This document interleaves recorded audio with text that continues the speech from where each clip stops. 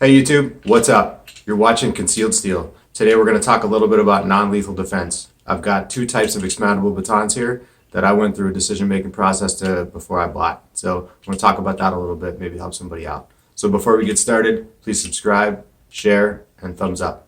Okay, so two types of batons here. There is this Agent A40. These are ASP. This is ASP, and this is some knockoff of ASP, basically.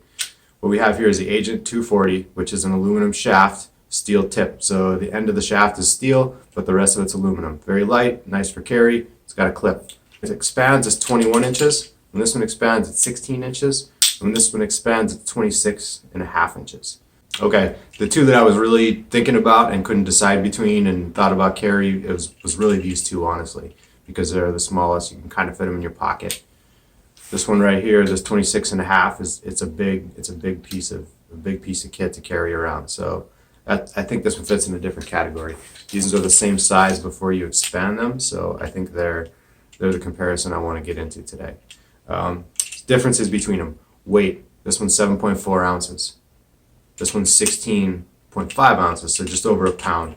And it's a noticeable difference. When this is clipped in your pants or in your pocket, you almost forget you have it on you because of the weight. For me, anyway. This one, I know it's there. It flops around a little bit in my pocket. I don't have a belt holster for them. I don't typically carry a baton, but if I'm going to be walking around with my kids and there's potential for dogs, that's when I carry these. So I'll get into the philosophy of use later. I want to first compare these two. Again, 7.5, 16.5 weight-wise, ounces. Length. So length of the Agent A40 when it's fully expanded is 16 inches. So you have 16 total inches of reach. And the length of this one right here is 21 inches. So you got 5 more inches of reach and quite a bit more weight. So while this is nice for carry, it's nice and light, this one carries a heck of a lot more stopping power. So if you're worried about actually having to end a fight with one, this is probably the one you want to take with you. If you want to just have create some distance and some pain, this one will work just fine. So my philosophy of use for these anyway is pretty much dog repellent.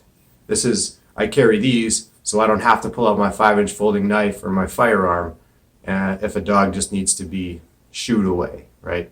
If a dog's not attacking, if it's coming up to try to bite you and goof off, then this is a really good dog repellent. That's my personal use anyway. I'm probably not going to take this out if a person's attacking me because this is only going to make them upset.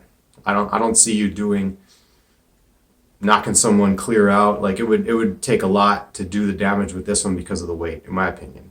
This one right here, on the other hand, this isn't going to immediately inflict some damage. So difference in length. You got more distance with this one, and the weight's considerably more with this, so you can generate a heck of a lot more force with this one. But it's a pain to carry around, so this one's a really good alternative to that if you want to have it tucked in your pants. The clip is nice. The clip's cheap plastic. It kind of gets in the way for when you're gripping the baton, but I think if you squeezed really hard and you had to use it, you probably wouldn't notice. It might cut your hand a little bit, it might pinch you, but again, when you're using it, when you pull this out, when your adrenaline's pumping, probably not going to notice. You can flip it either way, put it in your finger side or your palm side. It's up to you. It doesn't matter. It's still kind of in the way. But this is a good alternative to having a big chunk of steel in your pocket. That's my take on these two anyway, and my philosophy of use behind carrying non-lethal defense. And then we have this one. This one is 26.5 inches overall, 1 pound, 3.8 ounces. This one you can generate a lot of force. You got a lot of standoff with it, but this is a piece of kit that you are intentionally carrying because you probably have other tools with you, in my opinion. There's a lot of baton. So yeah, that's my thoughts on them. Hope I help somebody out deciding between whether or not you want to get one or the other. Again, this one, I don't see a lot of serious damage happening with this right away. This is going to sting, this is going to hurt and knock somebody around, but it just doesn't have the weight and the length to generate the type of force that you can do with this. This can do some serious damage quickly. This one, not as much, but if you have to get an animal away from you and your kids and whack it in the face with this thing, it's going to do what it needs to do. That animal is going to think twice about coming at you.